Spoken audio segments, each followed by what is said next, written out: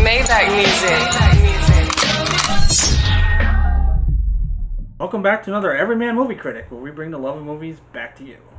And as always, it's this guy. I'm Scott. And me, Johnny B. And this week we're going to talk about the interesting career of Keanu Reeves. Who, if you know anything about Keanu Reeves, he's had quite an interesting career of movies. And he's pretty much redefined, if anything else, his most notable contribution to movies is redefining action movies. He's always a part of something that redefines or does something new or something with action movies. And he's also done comedies, he's done dramas. So this episode we're just going to go over some of his highlights that stand out to us. We're not going to mention all of his movies, just go over his own. If you want to go over his whole filmography, please check out IMDb. That's always a great source. Even Wiki can do it too. Sometimes you got to be careful with Wiki though, because people could just send in information and they never really verify it. They just think it sounds credible and they just put it in there. And I found that to be true with some. Be careful with Wiki. Don't believe everything. If you want a real good one, it's IMDb all the way. So we'll start out with his earlier successes back in the 80s. His first big hit that I remember was Bill and Ted's Excellent Adventure. And that's where I got my first taste of Bill S. Preston Esquire and Ted Theodore Logan. Mm-hmm. And I'm so excited, of course, who could forget George Carlin as probably one of the best characters from that movie. Even though he was seriously underused, in my opinion. But that's beside the point. Done what he needed to do in that. Indeed. But that was my first taste of a Keanu Reeves movie. And he just kind of... We knew he was destined for something back then. Well, I liked... Strange it is, I do like Keanu Reeves, but I actually liked Winters better than Alex Reeves at the moment. But who was actually a bigger director now than anything. Yeah. With kids' movies and documentaries and a lot artsy of them stuff. do that. A lot of actors will go into doing that. Like even Ron Howard. Well, you know why, right? Because he was bald and he didn't want to make movies.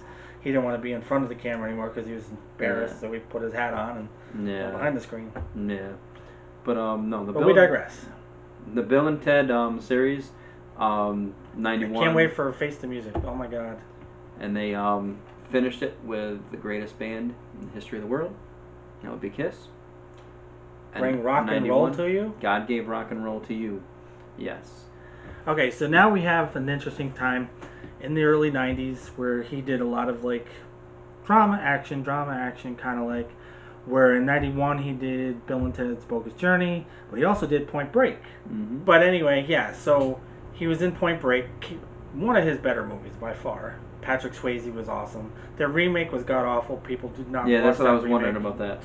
I couldn't imagine it to be good. No. You can't take a movie and then remake it and... They turned him into from a surfer who used to be a football player, become an FBI agent, to this guy who's now into extreme sports. God.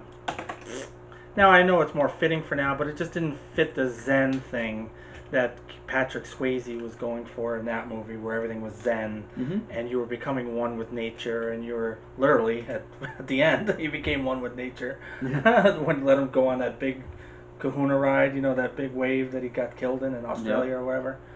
But anyway, yeah, that was one of the best action movies. That's what I'm saying. He kind of like did newer things in action movies.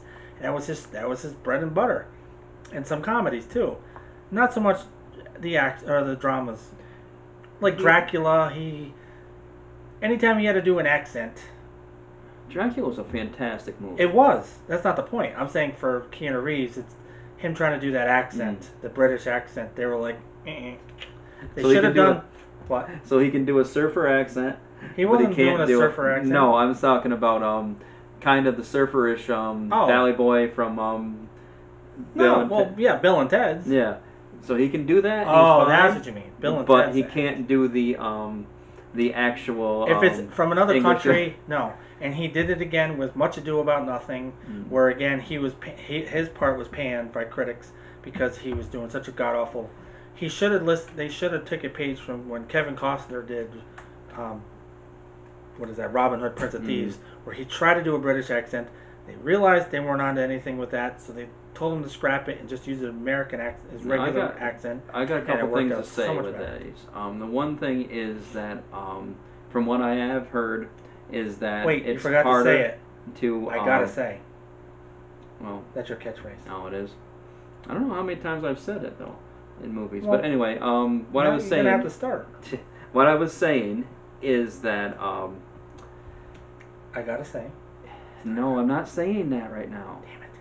What I was trying to say was that, from what I've heard, it's harder for an American to do another country's accent as opposed to somebody from another country coming over here and doing an American accent. Best example of that is probably Mel Gibson. He even when he's not making movies, he usually just uses regular American accent, just in case. A lot of English actors, you don't. Well, he's can't Australian. Tell. Well, I'm English, Australian, and Irish. They're all got kind of the same type of. Oh, I know. What's his name from Ireland? He played Deadpool and not Deadpool. He played Deadshot in the. I'm gonna have to edit all this out. The guy, he was on Netflix. He's blind. Matt Murdock. Oh. That guy. Colin Farrell. Colin Farrell, yes. That's who I'm thinking of. Colin Farrell he's from Ireland and he hides his accent Yes. in all his movies. He actually had to do a British accent though in the new Harry Potter movies. Well, the Crimes of Grindelwald and stuff like that, the Fantastic Beasts and Where to Find Them. He had to do an English accent in that. So it was kind of neat. I agree with your assessment. Anytime, like Mel Gibson can hide it, but when Kevin Costner tried to do Brit, nope. Keanu Reeves tried to do Brit, nope. Now the other thing I want to say here is that I believe that no, it's what I want to say right now. What I want to say is that where you keep telling about how people are nitpicking how of an actor, good or bad an actor like Keanu Reeves is, you're saying that they do for the action roles, he redefines something. Maybe that redefinement is a way to cover up that he's not the greatest actor. No, that's I why think he's a great actor. He should stay in his lane. Is what I'm saying. Yes, he did some good dramas. We'll get into those in a minute. Dracula's more of a drama. It is. Well, it's horror drama. Yeah. But anything, romance in a way, because his character was a tragic love story. Dracula ended up the way he did because they told him his wife would. First, they told him his wife he died, and then he goes back and she killed herself, and it was kind of like a Shakespearean thing, and then he becomes the ultimate evil in the world and gets back at the English whatever. There's so many Dracula movies that we could cover a whole show on Dracula we definitely movies. Are. We definitely need to do But there's so many different ways and so different ways that they break down Dracula for different things. And so I mean that's a whole. And we digress. So now we're going to fast forward a couple of years when he went back to his action wheelhouse, which was Speed. Again, another not your typical what you've seen before in action movies, and it was new to it. He was on a clock. They couldn't have the bus go below 55. Dennis Hopper did a great job developing Dennis Hopper. There was actually I don't know if they filmed Dennis Hopper's character afterwards, but what it was initially going to do is Jeff Daniels' character was supposed to be the bad guy. He was supposed to be behind the guy doing all the bombs, and they changed it, and they were like, no, we're going to do it with Jeff Daniels or with Dennis Hopper. No. And then in '95, he followed up with another action, Johnny Mnemonic. Go back to Speed for 1 second. Sure. Why didn't he do part 2? There really is no he just didn't want to do it. He's not a big fan of sequels except for like Bill and Ted's. I guess. Bill and Ted's, the Matrix. The Matrix, and now there was no John real Wick, reason. It might have been scheduling issues. Okay. It could have been anything. I didn't know if there was a story or anything with that. Guys, if you know the reason why Keanu Reeves, I mean, they got what's her name, Sandra Bullock, which we could do a whole show about her because she's got a very interesting career. But yeah, so Johnny Mnemonic in '95, it wasn't a big hit, but it was more of a cult classic now. Again, sci-fi action, it's a great movie, but it was a product of its time too. There was a lot of those kind of movies back then with dystopian future and, you know. Yeah, I like Johnny Mnemonic. I enjoyed that. He likes playing names John, I guess, because John Wick, fast forward to 2014. Okay, so from there, you go back to a little bit more of a dramatic role with Devil's Advocate. Oh, that was a great with him movie. and Charlize Theron. Yeah, it was. He did a great job playing that lawyer. Yeah. He played well off of... He did very good against... A lawyer that refused to lose. Well, I'm talking about him playing off of Al Pacino. Yeah. Because that's a huge star. I mean, having to do that, keep up with him. Al Pacino was the devil. If he could keep up with that, with Al Oh. Pacino. He did. I watched that movie when we were working in the theater. It was fantastic. One of the best roles I think I've seen Keanu Reeves in, honestly. Now to back up a little bit, I want to go back to more of his more dramatic stuff still. And like he did a movie with Steve Martin called Parenthood. It was a big ensemble cast, and you were talking about Ron Howard before. Ron Howard was the director of that. Then he did My Private Idaho, which was in '91. That was a very big dramatic role where he played against the late River Phoenix, which fantastic movie if you guys like good drama. It's kind of like a Brokeback Mountain story kind of deal. Forbidden Love, I think. I think he played a gay guy. Much Ado About Nothing, again, where he tried to do a British accent, but it was a Kenneth Branagh film back when he was doing those kind of movies, Shakespearean. He was even in Dangerous Liaisons in the '80s, which again another drama role. Did a great job in that. Didn't have a big part in that. Most of those movies I hadn't watched, or I just don't remember. Actually, the same year he came out with Johnny Mnemonic, he also did a drama that year too. He did A Walk in the Clouds, and that was a pretty decent movie. So if you guys want to see something different from Keanu Reeves, if you want to impress your woman, I would watch that. Like that and Sweet November are probably two of his better drama movies. It was also one of probably the best acting videos on MTV that I've seen. What? Where he did a video with Paula Abdul called Rush Rush. Yeah. And it was more like a Michael I Jackson did see type that of movie thing, and yes. he was fantastic in that. Yes. It was a little bit of blip roll of him in there. I mean, and that was right around that same time year. That too. So after he did that, then he did Chain Reaction. He went back to it was more of like a suspense movie, I believe, with Morgan Freeman. And it was like another one of those virus movies where he was trying to outrun it. Then you go to in '99, where he again was in a movie that redefined action with The Matrix, which spawned 2 sequels after that were relatively okay. And we'll get more into The Matrix in a minute because there's something interesting coming up in 2021, I believe, or 22. But anyway, so yeah, The Matrix, the first one was awesome. Everybody thought they did not need to make a second and a third. The Matrix? Yeah. But they did anyway because reasons. And then you like this one. We mentioned this one in football movies. Technically 4 Matrix movies. Yeah, well, he's going to be in the fourth Matrix one. too. Yeah. Oh yeah, well he wasn't really in that. He might have voiced it. He voiced it, yeah. But it still was part of the movie. If you want to watch the whole series of Matrix, you got to watch that with it because it does fill in some blanks and stuff. Cool. But the Replacements, yes. Yep, 2000 he had 2 movies. He did The Replacements, which we mentioned in our football video. That was a fantastic movie. And he did a great job in that. And he was also in another suspense movie called The Watcher, where he played a killer up against James Spader's cop that was trying to take him down. So that was pretty interesting. Then that followed up with a year later with Sweet November, which was another drama. So again, he's one of those actors that has like the dips in the action, the comedy, I think I did see The Watcher in Sweet November because I do remember the cover of Sweet November. Him and Charlize Theron. But I don't really remember those movies. I do remember when you were telling me about The Watcher, where he would call, and basically he's trying to get himself caught, or if Catch Me If You Can type of thing. Yeah. Not to quote off of a movie from that, but yeah, basically he was Catch Me If You Can type of thing, where he would tell him that. I kind of remember that, but I don't remember the movie that much, so it's kind of like. It was a cat and mouse game movie. Yeah. That's been done to death. Oh yeah, they do a lot of them. I mean, killers actually do that. Look at the Zodiac killer in real life. Oh yeah, he taunted the police. Yeah, because they thought they're smarter than the cops. Exactly. They could stay a step ahead of them. Well, he never got caught. Zodiac? Yeah. Oh, I don't know. But I haven't gone that far in that show yet. Well, I got to start with that.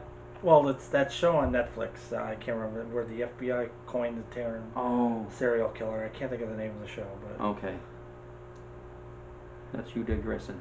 Yes, it is. Okay, so then from there, Sweet November, and then he went back to more of an action-y thing, a comic book movie in '05. He did Constantine, which a lot of people love. It's a cult hit now.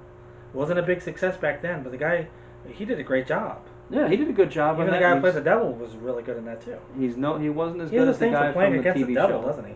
Yeah. Oh my God. Yeah, well, I think he does better than the guy from the TV show. I didn't think he did. The guy in the TV show seems to be perfect.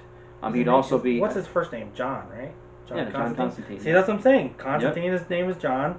His name was John and John Wick. Yeah. It was John and Johnny Mnemonic. Mm-hmm. I'm telling you, he's got a thing for the name John. But yeah, no, they but I think the guy that did the TV show was better than him. Wasn't his name John in Point Break? Johnny Utah. Is it? Yeah, it was. I think I'm it was. telling you, he has a thing for playing a guy. Thank you. My name, Johnny. There you Thank go. you very much, Keanu Reeves, for keeping my namesake alive. Hey, Keanu Reeves is probably one of the best humanitarians there is, especially for actors. I agree mean, all with the that. stuff that he gives away. That's what, from what I understand. I mean, they used to pick on his acting, and I remember that so many times when I was younger, where they were picking on how bad he was. Arguably, they have every right. They can. Because Now- I'll even pick on some of it. But now they switched it to if you want to see the memes, kind of like that show that you like and my wife likes there with the Tiger King things. oh my God, They Tiger got, King. but they got memes of him where he's such a good person that. Oh no, I agree with Yeah. that fully. So he's a fantastic person. He's done so much, and people don't realize that. Now I do know that. Interesting in his career, he's done more misses than hits, like 47 Ronin and some those other action ones that nobody really knows. He was in The Replicas, which was a pan movie that was out for like 3 minutes in the theater. It wasn't Focus, I heard, so that's good. But then he goes back to John. Then he comes out of nowhere in 2014 and redefines action once again with John Wick in the John Wick series. So I've never seen those. So what's Amazing. redefining that? The way he does like his stylized fighting, it's like a martial arts but with guns, and it's really cool how he does it. The director really, and he uses like. It's just a real. If you watch it, it's kind of one of those things you have to say. Yes, I know they've done movies like that in the past. That's what I was gonna say. There was a movie where they twisted the gun and they had the Oh, that's bullets. Wanted. Is that what it was? No, this is something It's different completely from that? different. Okay. Yes, he mixes martial arts, and his guns are part of his like whole martial art experience. Because he does do a lot of martial arts. I mean, Matrix is a perfect example of that. But with this, it's just part of his fluidity and the way they shoot the movie, and it's just a very redefining. So like when the Matrix, when they did the bending back things, thing, yeah. The Okay. bullet time animation is Yeah. what they called it. Yeah. That's what I mean by redefining with the Matrix, how they Yeah. filmed the stop. Oh, I understood that. I And hadn't they seen. spin the cam. Even Shrek did it. Yeah, oh, Remember yeah. Fiona jumped up in the air, Yeah. and they spun around her like Carrie. What's her name? Yeah. No, I understood that. I didn't understand Wick because I haven't seen Wick yet. That's why I was curious You about haven't what seen it my was. Wick yet? I haven't seen any Wicks yet. That's a good thing. Yes, thank God. So then he goes back to in 2019. He went back to kids movies again with Toy Story 4, doing the Bit voice part. of Duke Kaboom. Just It was a bit part. It was a little bit bigger than that. Yeah. He was one of those. See, that was the cool thing about Toy Story 4. There was a lot of people who stole the movie.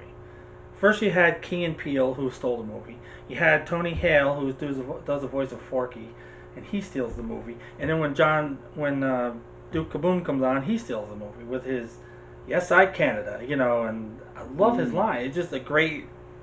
That was never done before in any of the Toy Story movies before, where he had so many standout characters, and that's probably why it won Best. What you gotta wonder now, Animated though, movie. is are they gonna make new ones with Woody and the group, or are they gonna make another They're one not with making them, any or more not? after this. You 100% sure? I didn't think they were gonna make this one.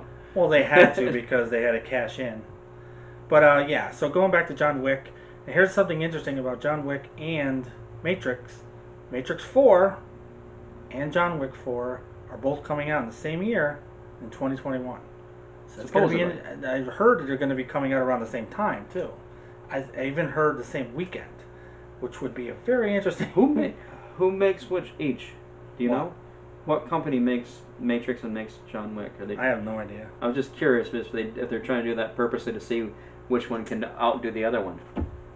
I have no If they idea. actually do come out on 2021. But the other company would have known that. I think they're doing it as they're probably going to change their mind when they get closer to the release date. I'm sure. And now with the way the things are going with movies anyway, with the They'll do Rochambeau and with this new decide virus which one going comes around out in the first. world, all the movies have been pushed.